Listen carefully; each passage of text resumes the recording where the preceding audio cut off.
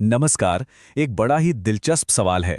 जब अरुणाचल प्रदेश में सूरज उग चुका होता है तो गुजरात में हमारी घड़ी वही समय क्यों दिखा रही होती है? आज हम इसी के पीछे की पूरी कहानी को समझने वाले हैं, यानी भारतीय मानक समय को। अब देखिए, भारत इतना विशाल देश है कि इसके पूरब और पश्चिम छोर के बीच में लगभग 2 घंटे का नेचुरल टाइम डिफरेंस है। फिर भी हम सबकी घड़ियां एक साथ चलती हैं। तो सवाल यह है कि ऐसा क्यों है? चलिए इस मजेदार पहेली को सुलझाते हैं। तो इस मामले की जड़ तक जाने के लिए हमें सबसे पहले भारत की उस ज्योग्राफिकल चुनौती को समझना होगा जिसकी वजह से एक स्टैंडर्ड टाइम की जरूरत पड़ी। असल में इसका जवाब ना ज्योग्राफी और मैथ्स में छिपा है। देखिए, पृथ्वी 24 घंटे में पूरा 360 डिग्री घूम जाती है ना? इसका मतलब हुआ कि हर एक डिग्री पर 4 मिनट का फर्क आ जाता है। और भारत का जो फैलाव है वो करीब 30 डिग्री देशांतर तक है। तो सीधा सा हिसाब है, देश के सबसे पूर्वी और सबसे पश्चिमी हिस्से के बीच सूरज उगने में लगभग 2 घंटे का अंतर होता है। तो फिर सवाल उठता है कि इस 2 घंटे के गैप को भरा कैसे गया?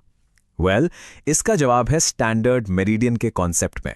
और यही वो अहम बात है, आईएसटी को एक ऑफिशियल स्टैंडर्ड बनाया गया। ये जो है ग्रीनविच मीन टाइम, जिसे अब हम कोऑर्डिनेटेड यूनिवर्सल टाइम या यूटीसी कहते हैं, उससे ठीक 5.5 घंटे आगे है। और ये जो लाइन है ना, यही पूरे देश के टाइम के लिए रेफरेंस पॉइंट है। ये लाइन है 82 डिग्री 30 मिनट्स ईस्ट लॉन्गिट्यूड, जो उत्तर प्रदेश के मिर्जापुर शहर से होकर जाती है। इसी को भारत का स्टैंडर्ड मेरिडियन चुना गया। अब एक बहुत ही इंपॉर्टेंट फैक्ट, खासकर उन लोगों के लिए जो कॉम्पिटिटिव एग्जाम्स की तैयारी कर रहे हैं। ये जो महत्वपूर्ण मध्याह्न रेखा है, ये देश के कितने राज्यों से गुजरती है? इसका जवाब है 5।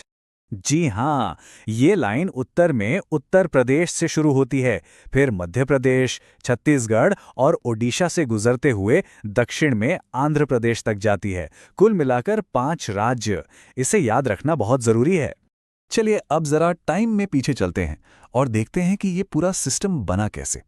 क्योंकि आप जानते हैं, भारत में टाइम का ये जो स्टैंडर्डाइजेशन है वो हमेशा से ऐसा नहीं था। बहुत पहले 4वीं शताब्दी में सूर्य सिद्धांत नाम के ग्रंथ में उज्जैन को एक रेफरेंस पॉइंट माना गया था। फिर आया ब्रिटिश राज और 1884 में तो बॉम्बे टाइम और कलकत्ता टाइम जैसे 2 अलग-अलग टाइम जोन हुआ करते थे।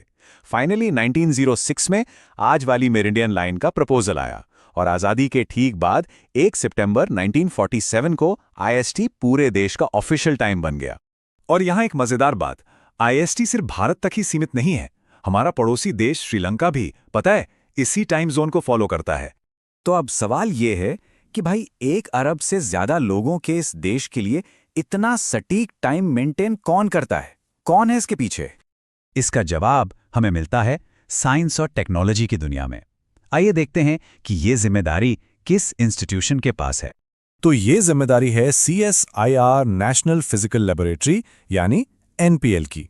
नई दिल्ली में मौजूद यही वो इंस्टीट्यूट है जो इंडिया का ऑफिशियल टाइम कीपर है। और इनकी एक्यूरेसी के बारे में सुनेंगे तो हैरान रह जाएंगे।